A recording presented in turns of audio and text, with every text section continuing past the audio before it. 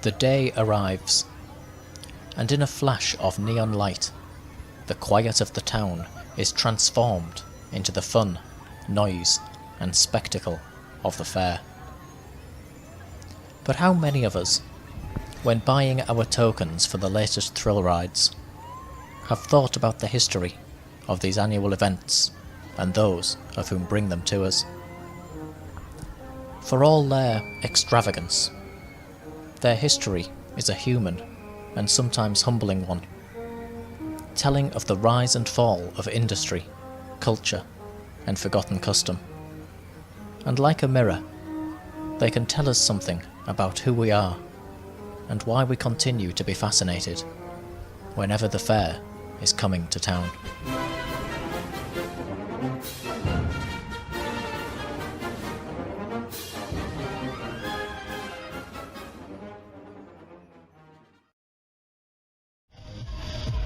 If you want to go faster!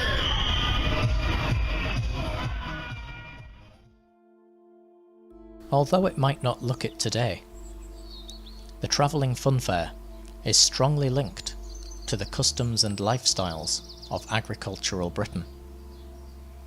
The farming year has long been marked by festivals and celebrations, and many of these date back far into prehistory, where ancient rites of harvest and the changing seasons were almost always met with much merriment and coming together. These festivals, such as wassailing or blessing the apple trees, were not only a spiritual rite rooted in the earliest days of farming itself, but a good excuse for the farmers to eat, drink, and bring together an often remote and isolated community for a night of joy and festivity. I can really understand those early festivals when coming here to the wild Cambrian mountains in mid-Wales, home to scattered farmsteads dating right back to the Stone Age. If you lived here, you might have viewed those moments in the calendar as the high point of your entire year, your chance to have fun, loosen up, and meet people. After all, your only other chance might be to go to market, driving your cattle or carrying your wares over this wild terrain, many miles away to the distant hubble and bubble of the village market square. Here, as it happens, is the beginning of the fair we know today. These markets, often held in timber-framed halls, like this one in the village of Pembridge, were a regular, reoccurring event. Sometimes, however, they took on a special and even spiritual meaning, when coinciding with the feast day of a local saint, for example, a fair would be held instead of just the regular market. The difference was clear. The market sold the necessities of life from surrounding farms, and the fair sold luxuries like ceramics, tools, and wool from visiting merchants. And, perhaps most importantly, there was also dance, music, and early versions of funfair games. By the 12th century, these events had become so popular that many towns and villages were granted a royal charter from the Crown to hold an annual fair, often lasting for 3 or more days, and separate from the regular markets, of which were usually a weekly event. These fairs would bring in considerable profits for the church, local noblemen, and even the Crown itself, by way of taxation. From the year 1200 to 1270, over 2,000 fair charters were issued by the Crown to many villages and towns in Britain. But this was not the only type of fair. Following a statute of which was established as a result of labour shortages following the Black Death, and a subsequent Statute of Labourers Law of 1351, farm workers would find themselves visiting an annual hiring fair, Traditionally, a labourer was hired from October to October, and these fairs were often held around the time of Michaelmas, but were actually always timed with the season, and never to the calendar, so the dates themselves were prone to change. Here, they would attend a fair dressed in their best clothes, and each would bring with them a symbol of their trade.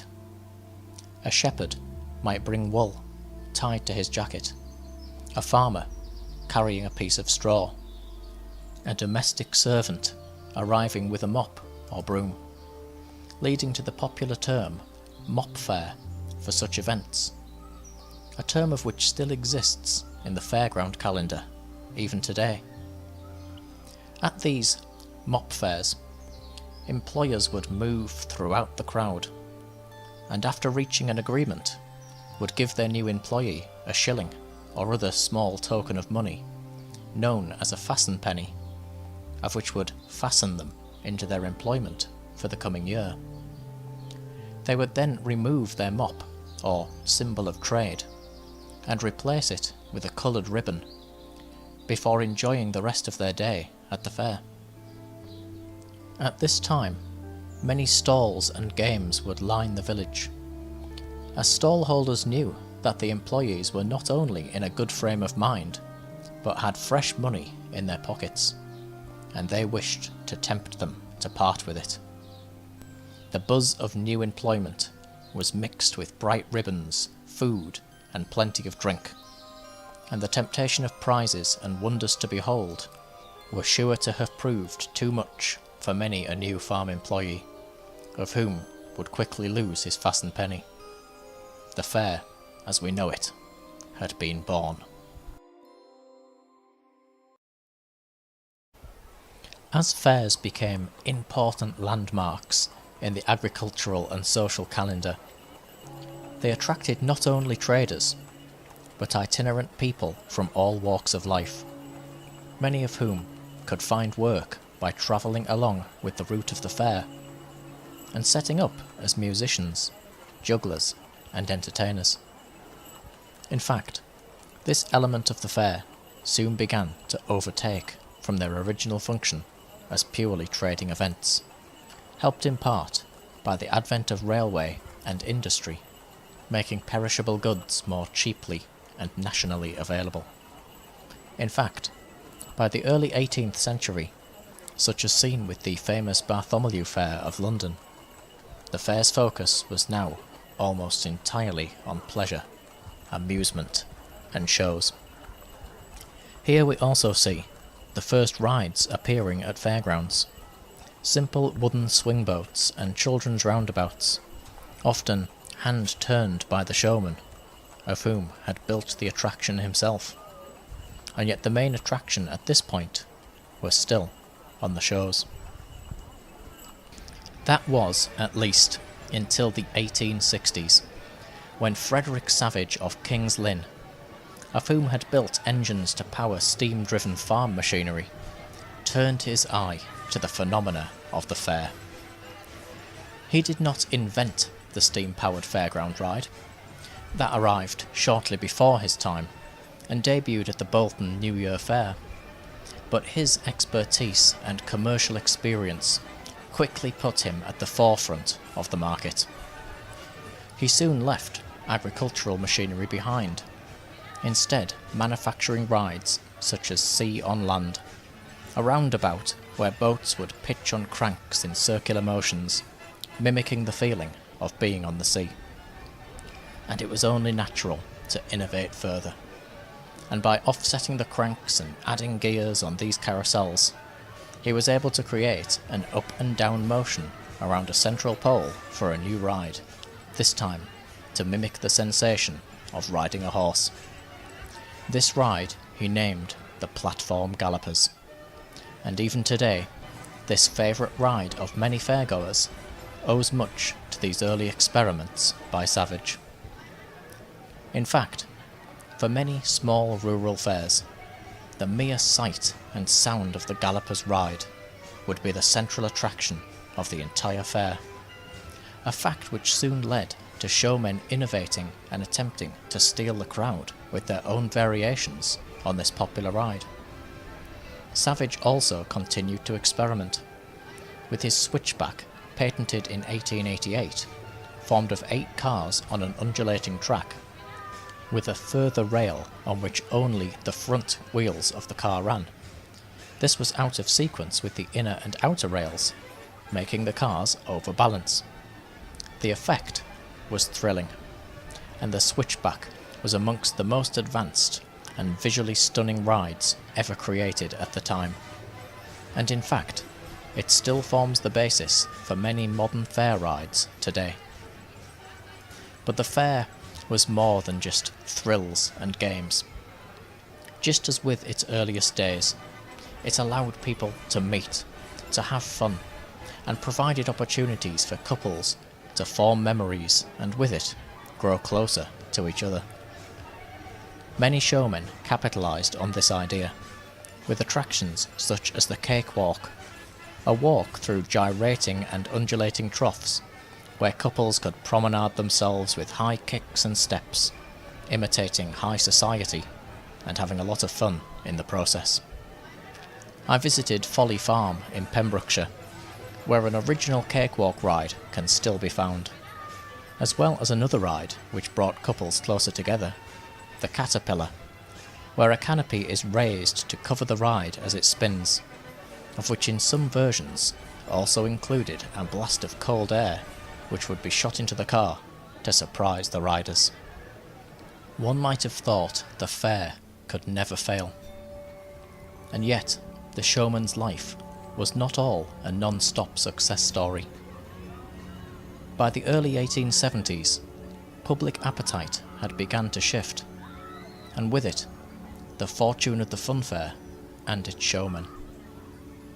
The famous Bartholomew Fair had ceased in 1855, with audiences growing both more sophisticated and tired of the same shows, games, and frivolities of the fairground.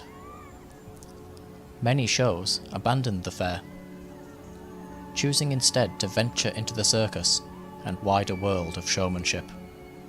And others, such as the famous Bostock and Wombwell's Menagerie, continued for another 20 years following the death of founder George Wombwell, before finally being retired by Francis Bostock, once known as the Animal King and Master of Lions, in the year 1872, a sure sign that by this time the public had begun to grow tired with this type of entertainment. The times had changed. Both Bostock and Wombwell, rather wonderfully, have sleeping stone lions resting on top of their graves, of which can be found in Highgate Cemetery and Abney Park Cemetery, respectively.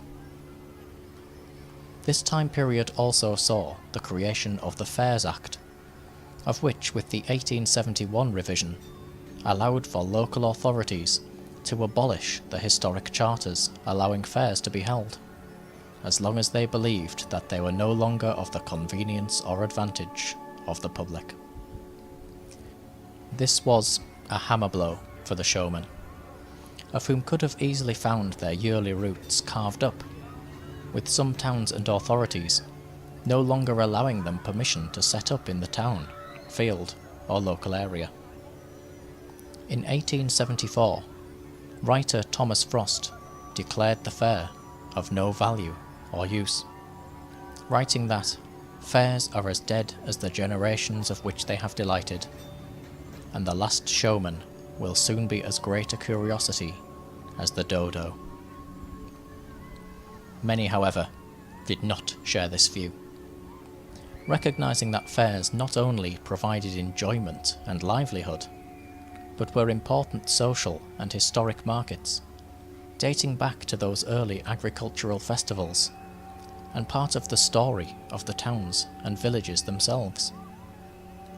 This of course meant one thing: the showmen had to stand up and prove that their fairs were of importance, that they were to the advantage and convenience of the public who visited them. They had to continually innovate and bring in the crowds, proving that the fair was there to stay and provided something of worth to the community, bringing more than simply games and rides, but making memories and bringing people together. Thankfully, this determination by the showmen worked, and continued mechanisation meant that ever more advanced rides and shows began to attract new generations of fairgoers. Popular now more with the working classes of the new industrial revolution, rather than merely the village populations and urban business owners. By the 1920s, rides, games and shows were more advanced and thrilling than ever before, with firm favourites like the Walser, originally designed by Dennis Jeffreys of Cheshire, and the Speedway, giving riders faster and more exhilarating experiences than they had ever seen before.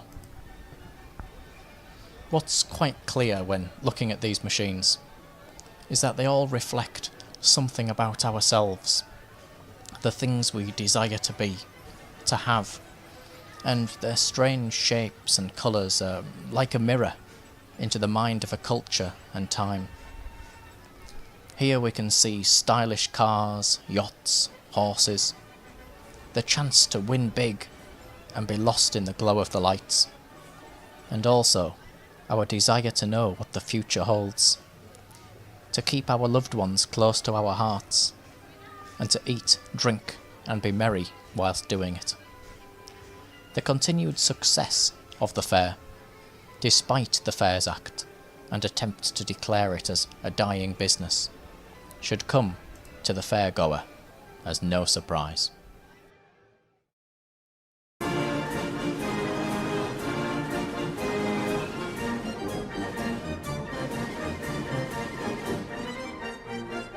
There is one recurring theme in the history of fairgrounds. That idea that one day, like the ride reaching the end of its cycle, it could all come to a sudden stop. Whether this be from the Fairs Act, the changing moods of the paying public, or, as we enter into the 1940s, the arrival, once again, of war. According to the Showman's Guild, over 1,000 showmen, previously travelling with their beloved machines, were now finding themselves enlisted in the forces, or else serving as Bevan boys and factory workers to help with the war effort. Could the prophecies of the likes of Thomas Frost finally be coming true? Was the showman doomed to irrelevance in this new era of global conflict? It was not to be so, as the Second World War saw the Showman's Guild expand its reach, gathering together the travelling people of fairs all over the country and rallying behind them for the continuation of the fairground during these difficult years. Indeed, many fairs were allowed to continue, sometimes in blackout conditions or otherwise modified, and the government's stay-at-home holiday initiative, implemented in 1942, resulted in a boom period of growth for the fairground world. More than ever before, the show families were acutely aware of their importance to the people, seeing the villages and towns they visited each year as part of their own community. Under the Holidays at Home initiative, fairground owners received travellers' ration cards and showman's vehicle fuel cards, which they could use anywhere in the country. Not only this, but they were actually encouraged to open fairs in the city centres and parkland, with some areas waiving all fees, or even paying the showmen themselves simply to open the fair, in order to perform the most important duty they could, that of raising morale. Travelling show people also helped the war effort in another way, with the purchase of a Spitfire, of which was aptly named the Fun of the Fair. It was built by Supermarine Aviation Vickers Limited, and was allocated to the 306 Polish Squadron, becoming an impressive and formidable force of the growing war in the skies. Yesterday morning at 2:41 a.m., at General Eisenhower's headquarters, signed the act of unconditional surrender of all German land, sea, and air forces in Europe. Hostilities will end officially at 1 minute after midnight tonight. In the years following the war, the funfair continued to go from strength to strength, with demand for fairs in almost every town and city as part of the celebrations for the victory in Europe and the new peace of which descended over our lives. The Showman's Guild continued to expand, and with it, the amount, quality, and novelty of fairground equipment that was available for showmen, both new and old, to purchase. Rides like the Moon Rocket and the famous Dodgems became very popular during this time, and the charter fairs of old were becoming larger, busier, and more popular with every passing year. Despite this period of strong innovation, however, Ted Cooper, writing in the World's Fair, remarked that the classic rides, such as the Walser and Gallopers, were still the firm favourite amongst fairgoers, with new additions, often now imported from Europe and especially the US, becoming amongst the most popular of sideshows and games. Eddie Monte's Wall of Death was one such attraction, where motorcyclists ride along a barrel-shaped cylinder, performing death-defying stunts. We were entering the dawn of the rock and roll age, and these stylish and sleek performances, coupled with the new music and images shown on the rides, once again recycled the popular attractions to appeal to a new generation of visitors.